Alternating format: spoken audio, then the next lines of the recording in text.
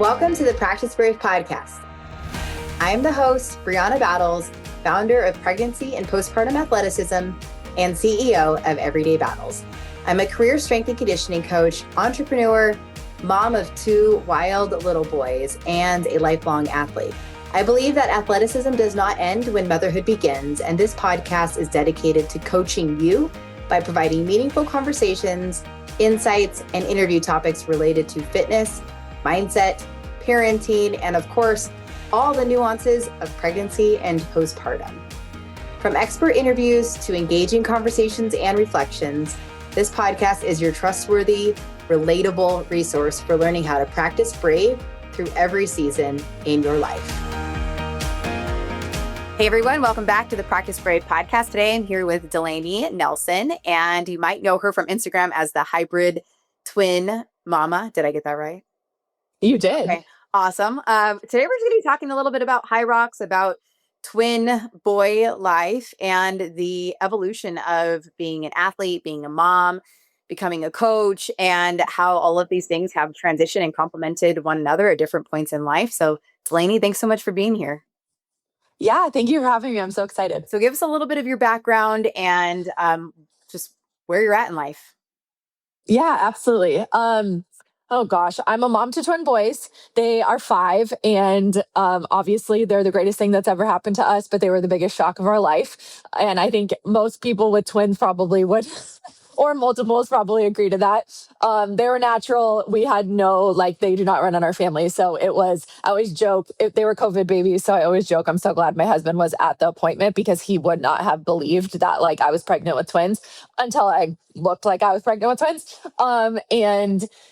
So I became a twin mom, and honestly, I think anytime, whether you have 1, whether you have 3, it's a whole identity crisis. And that's probably not the right word, but it's trying to determine what this next phase of life looks like. And I was in the corporate world. I thought I was just going to continue kind of move up the ladder in that realm. And when you have, 2 sets of eyes staring up at you and everything you thought that you knew, you don't.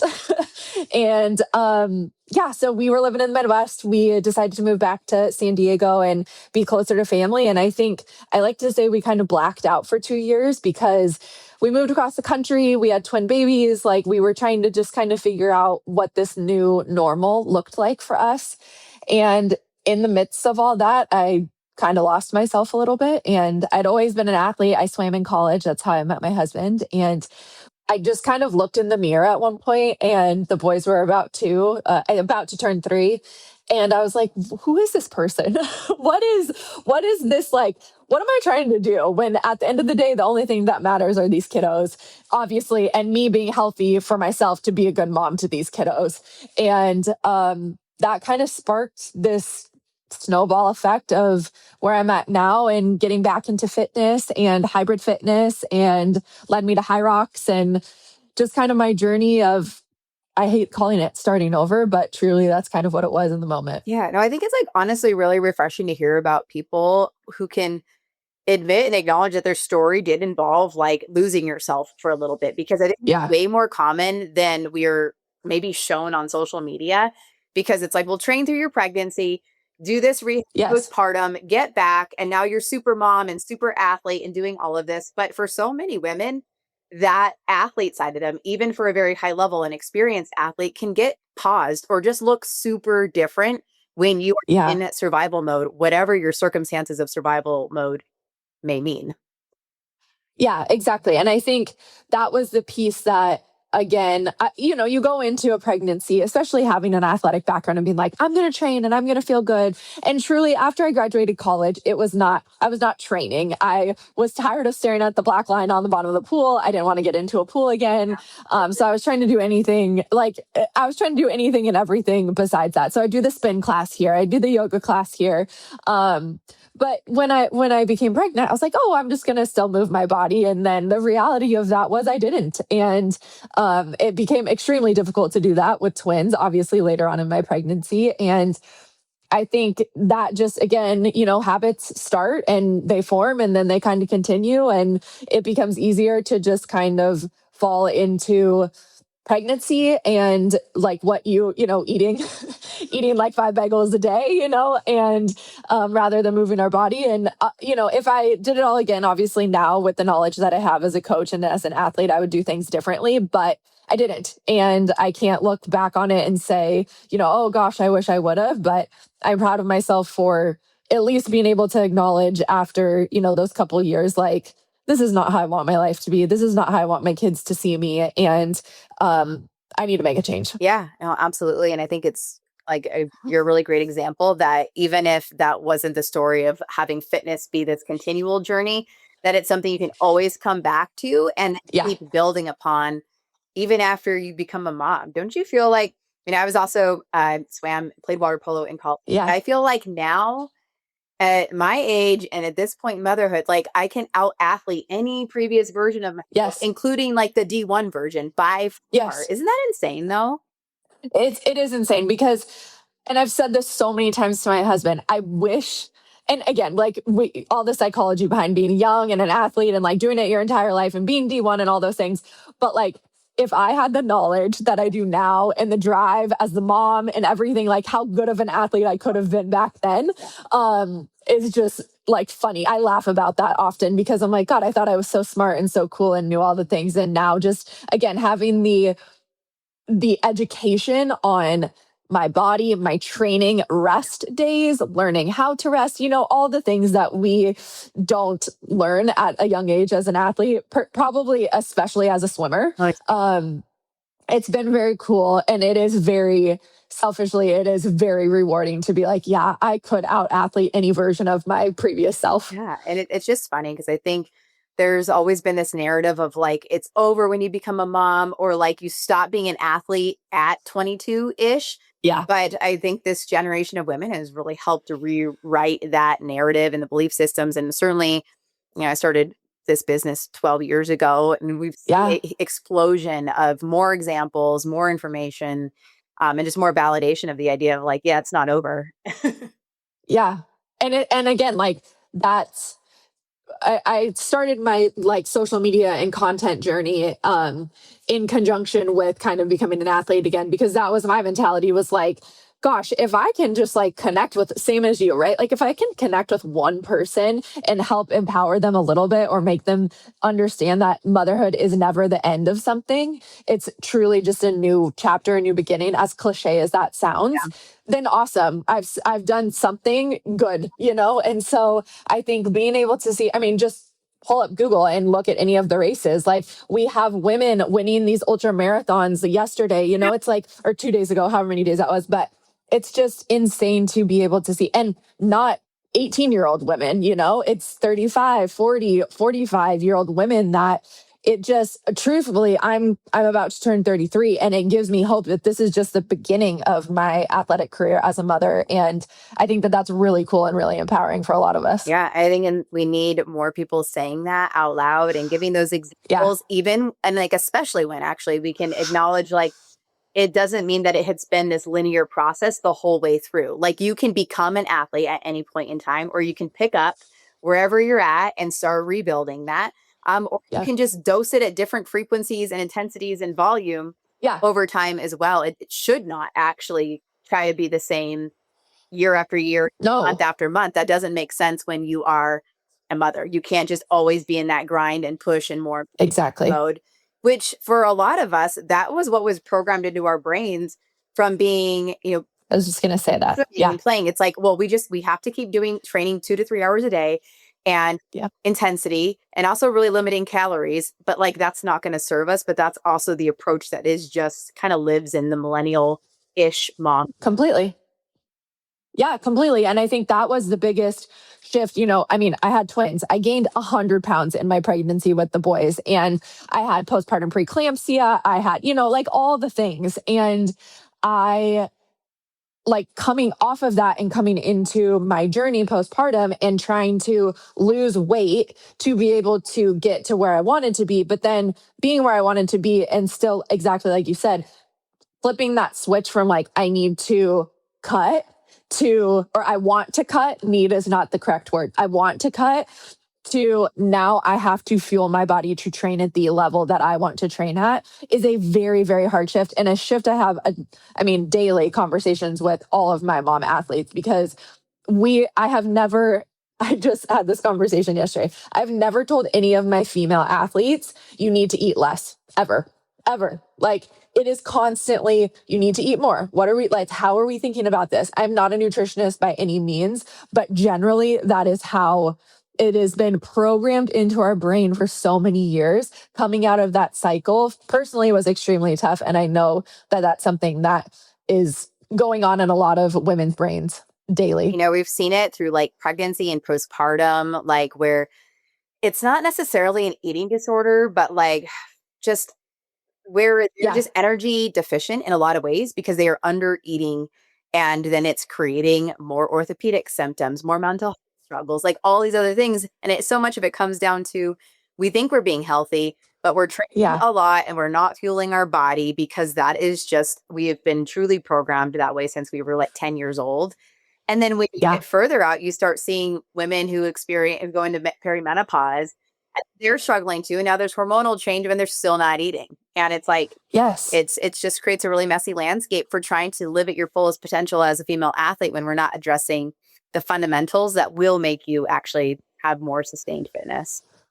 Yeah. And I think that goes back to what we were talking about before too, as a collegiate athlete and, beyond. It's in our youth, we just think, oh, we can do it all. We can, go out and party and then come back and hit a practice at 5 a.m. and then hit another practice, later, and lift in between.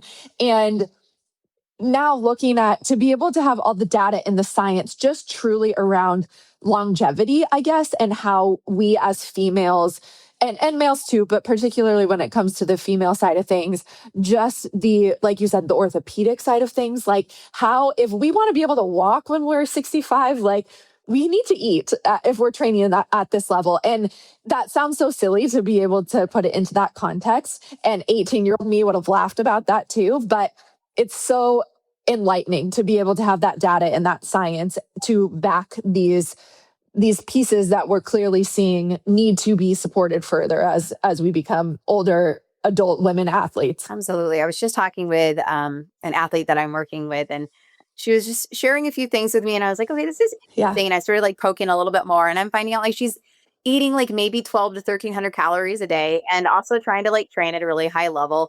And then, having struggles like hormonally. I'm like, sure. How do we see this? 1 + 1 might be part of the problem, but it's almost like we live in a bubble where we're like, well, obviously completely eat more.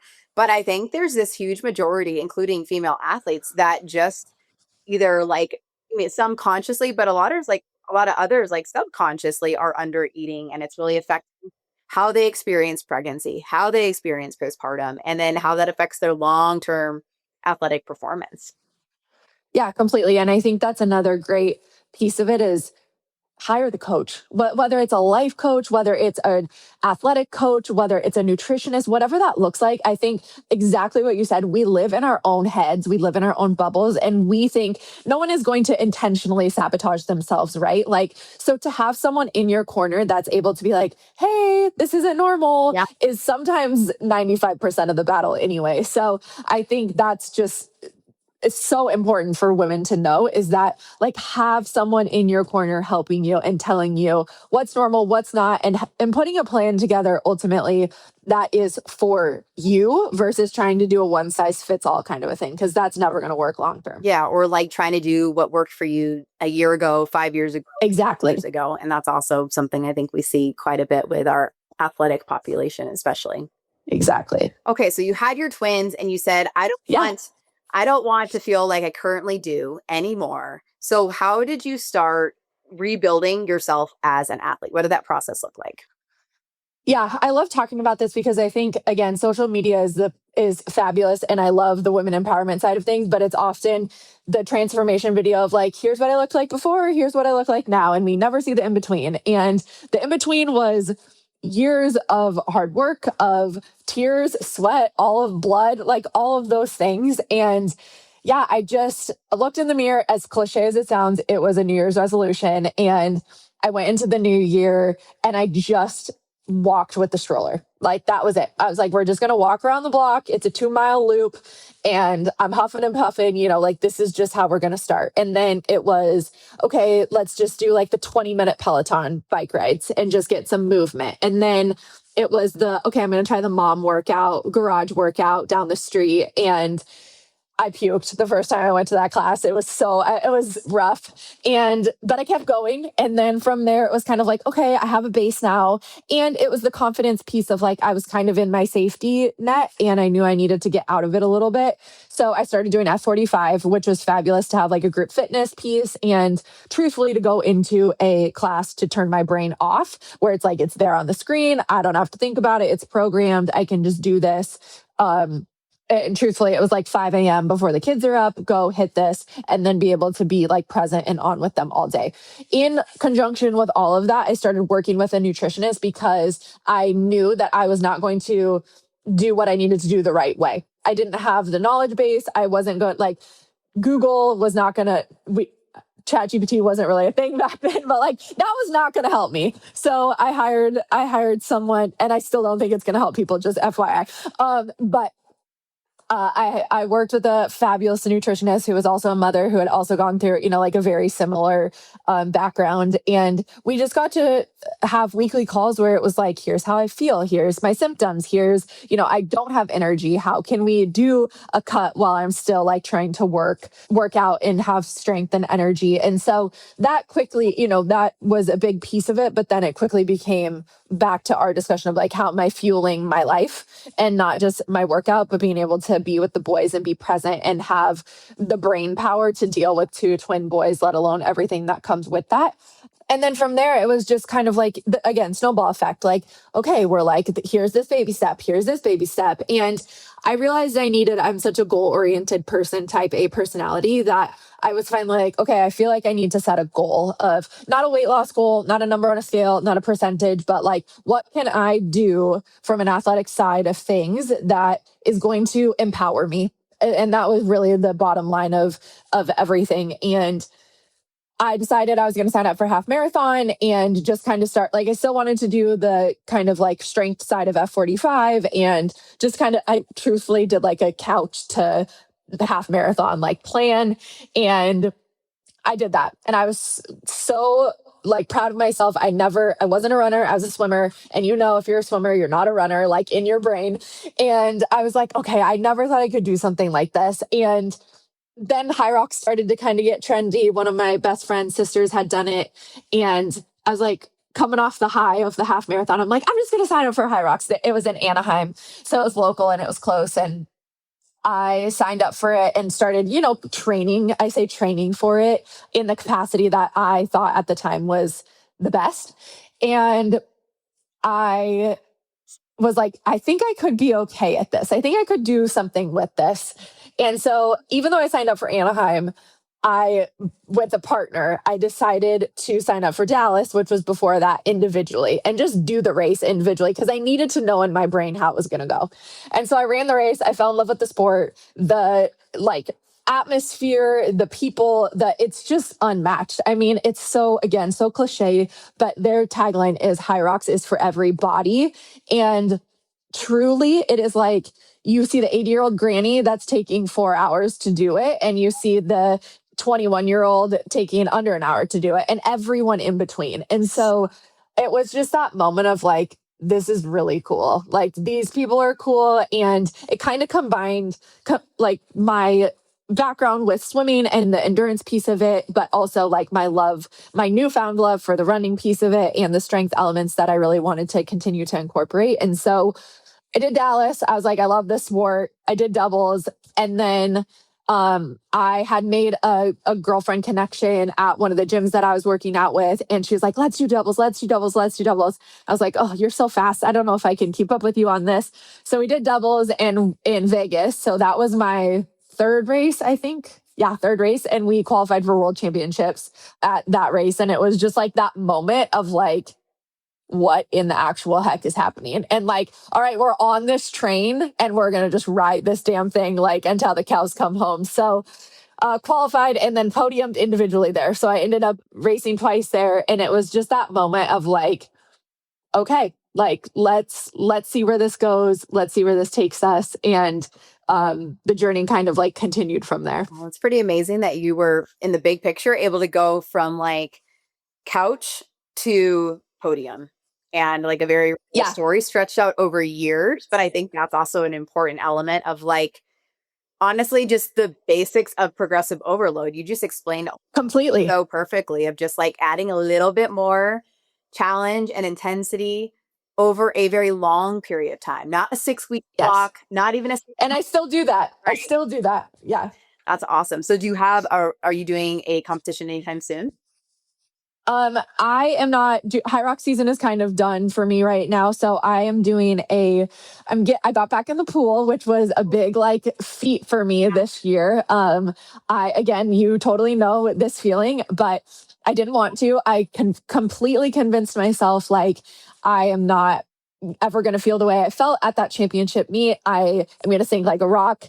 Can I even get in the pool and do a streamline again? Which is so silly. Like, because like we just talked about, I'm the fittest I've ever been in my entire life. Like, why would I not think that would carry over to the water? Yeah. So I got back in the pool, and my coach, who is the most phenomenal, smartest, amazing human being in the entire world, Ryan Geiger, he was like, hey, we're going to get you back in the pool this year. And there's a competition in San Diego. I just want you to look at. This is how Ryan is. He's like, just want you to look at it. And I'm like, okay. Yeah. So I'm like, yeah. So I looked at it and I was like, it's this perfect blend of like swimming, running, hybrid fitness elements, and a lot of breath control work.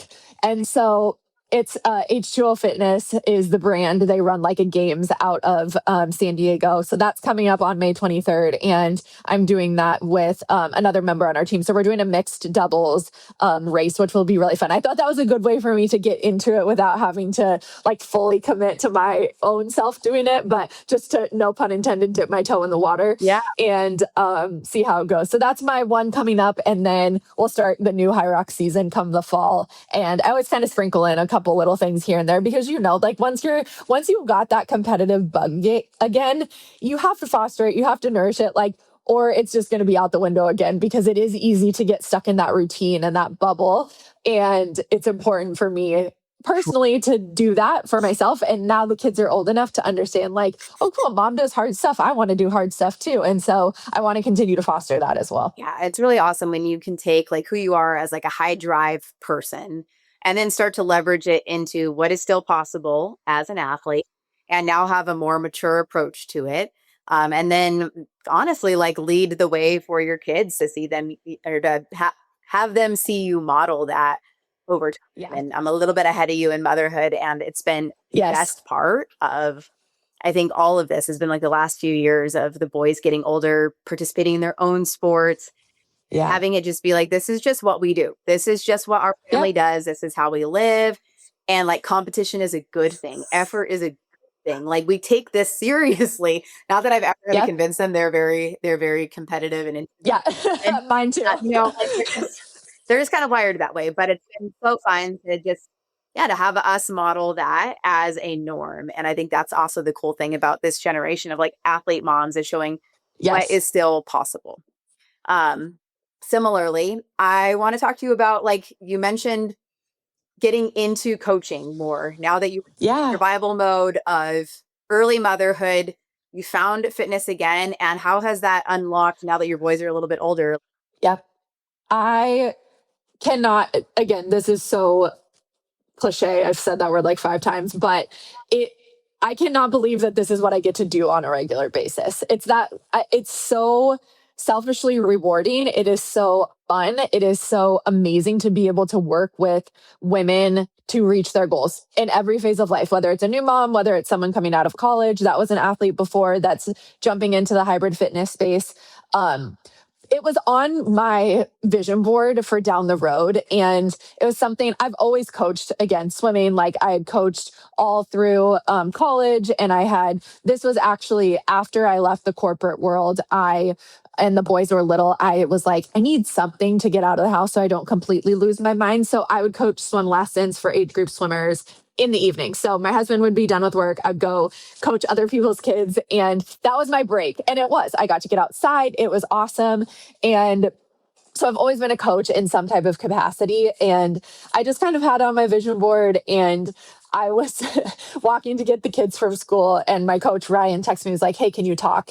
And I was like, "Oh no, I'm not fast enough. He's breaking up with me. Like, oh gosh, what did I do?" And I was like, "Yeah, what?" I called him right away. I was like, "Is everything okay? What's going on?" And he's like, "Oh, everything's fine. Do you want to start coaching?" And that was just how, like, again, that was how informal and honestly perfect that whole moment was. And I was like, yes, I didn't even think twice about it. And again, I wouldn't have ever coached for anyone except for Ryan and the Guy Your Coaching team, like the most phenomenal people you could ever meet. So smart, personally, professionally, all in all the ways. And to be able to work with someone, because truly, like, I had the base, but to be able to go in and like get all my certifications and be able to have someone as a resource who has the knowledge base of like, why are we talking about our heart pumping blood better, and how do we think about that when we're coaching our women? And so all of those pieces, and again, conversations we have daily as a coaching team. But to be able to take that, like my background knowledge, my knowledge as a mom, my knowledge as a woman, and just to be able to start working with women to help them reach their goals. And it's everything from like, hey, I'm running my first 10K to, hey, I'm like, I want to become an elite HYROX athlete, and everything in between. So I've learned just as much from and I'm sure you can attest this, learned just as much from the elite women as I have learned from the beginner women. And again, everyone in between. And it's just been it's the beginning, but it's been the most rewarding piece. And I think it's that shift too for moms where my kids are in school full time now. And so I'm able to say, hey, what does this look like for me? And now I'm able to kind of jumpstart this career into something that truly was on the vision board, that I really didn't think was something that was going to happen at any point, but I wanted to dream about it. And to be like in the dream is very, very surreal on a lot of levels. And again, I know I'm preaching to the choir. Yeah. I think, motherhood can be the thing that just like catapults you into a career direction that maybe we never even saw as a possibility at 23 or 5. Exactly. Like, it was not on the vision board or radar, but ultimately, like, it redirects you into what you were actually called to do. And I think so many people fiercely hold on to, well, I went to school for this, or I worked in corporate, or I was doing this, and this is what I thought I was going to do, instead of like allowing yourself to have that freedom to like, what am I actually being called to do? Like, what is possible? What can we grow into, evolve into? What can we gradually scale with our own life? Like, what I was doing in my early seasons of motherhood for work is so different from what I'm doing now, but that's because I have a little bit more capacity. I'm not limited to like nap time hustle, it's like I know more freedom to see what's still possible for you, I think, as an athlete and professionally. And that's the cool part that is always talked about with women. Yeah. And I think it's too, like, again, I don't want to just jump through all of that, because exactly what you said I have maybe an hour at nap time to just like do the dishes, get on the bike, like try to get some laundry done, prep dinner, all the things. And so that was a super grindy phase of life to try to do that. And I have an amazing life partner. Like, my husband is I have two babies at the same time. Like, you have to have someone in your corner. So I could not ever do any of this without him. And I know that, and I acknowledge that. But I also want women to know, like, if they're in that phase of life right now, just grind. It's going to get better. You're going to have that autonomy in a little bit, and it's going to be okay. And I think that when you're in the thick of it, that can be a really hard piece of it. It's rewarding in so many different ways. And now I look back on all these pictures of my little guys and I'm like, oh God, what I would give to go back to that. But then I also remember all of the other pieces that come with it. And so, yeah, as everyone knows, every phase of their lives, every day is a different dynamic, a different challenge to navigate with kiddos. Yeah, I love that you said that, because I think, again, as a naturally like wired, like high achieving woman, it's really tempting and almost like you feel like you have to be trying to do it all, like kick ass as an athlete and kick ass in your career or starting a career and be a great mom. And it's like we have so much self-imposed pressure on top of culturally imposed pressure, where then we're now completely some other mom who seems to be killing it and has this great online presence or starting this business, or they're going back to work and they're also running these races and crushing, and they They don't look like they had a baby. And it's like there's so Yeah. much comparison in everybody's face, but I think there's so much to be said for like it is okay for there to be a season for everything in our life. Like some seasons might be more focused on motherhood, and then as your motherhood dynamic shifts, well then maybe your athleticism can take a different route, and then your career can take a different route, and all of these things ebb and flow together. Yes. But the focus tends to be different one season at a time. Yeah. And I think a big piece of that too is, and I'm still coming to terms with this, is ask, like just ask. And because 9 times out of 10, again, I just had this conversation with Ryan the other day, and I said, summer's coming up. I'm stressed out about summer. The kids are going to be in the house. Like, obviously, I have help, but like trying to navigate that dynamic with them being back in the house versus at school every day and juggling, these new responsibilities and opportunities that I have. And being able to like state that and then ask for additional help in those months, because that is going to be legitimately a season where I'm going to need a little extra support. That is a new concept for me. The asking for help piece was something I still struggle with, but it's a huge piece I'm trying to implement in my life, because every time I ask for help, every time I ask a question or push a little bit more on something, I typically get an answer that is helpful, right? Or I get the support that I need. Whereas if I'm just in my corner, living in my own brain, stressing out, putting these, like you said, self-imposed standards on myself, I'm just creating this crazy spiral that doesn't need to happen. So that's been a huge piece that I've been trying to implement kind of over really the last couple months and going into the summer months too. And again, trying to take those pressures off of myself a little bit more, which is hard. Yeah, it absolutely is. And then all of a sudden summer's over and you're like, okay, now we're like, I know. Then you're back in the flow. Yeah. and I find that you can, the same way we periodize training, like you can also start to periodize like your coaching or what your family dynamic like Yes. at different points in time. And there's just so many parallels between what we know with coaching and training to like how we navigate career and motherhood, all of these things. And there's just like a lot of crossover there. And it's certainly not easy, but we often make it harder than it needs to be because Yeah. that mentality of like, like athlete brain, like that gets applied to Yes. every element of Everything. and that can be, it can serve you very well, or it can be sabotaging. Yeah, that's so true. That's such a good way to put it. Yeah. Well, I think that's just a lot of, maturity that gets acquired through motherhood, through training, through coaching. And then, the more adaptable you can be versus rigid, the better it's going to be, even though that does not come naturally for most of us. Yeah. No.